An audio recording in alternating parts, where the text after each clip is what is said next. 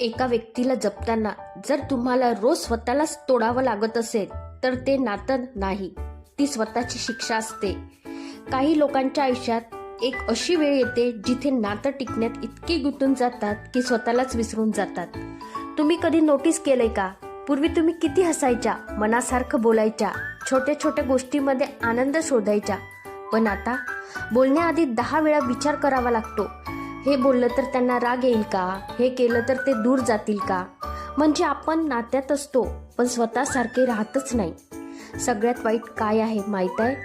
जेव्हा समोरची व्यक्ती तुमच्या बदलण्याची सवय लावून घेते, तुम्ही प्रत्येक वेळी ॲडजस्ट करता आणि त्यांना वाटायला लागतं ही व्यक्ती कधीच सोडून जाणार नाही.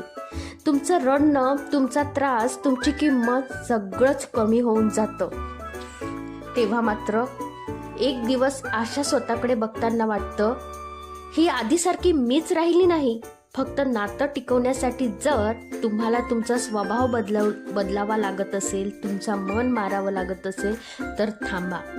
कारण खरं नातं तुम्हाला तोडत नाही, खरं नातं तुम्हाला सुरक्षित वाटू देतं. जिथे सतत स्वतःला सिद्ध करावं लागत असेल ते प्रेम नसतं. जिथे तुम्ही रडलात तरी फरक पडत नाही ते आपले पण नसतं. म्हणून कोणासाठी इतकं बदलू नका की एक दिवस स्वतःलाच ओळखणार नाही.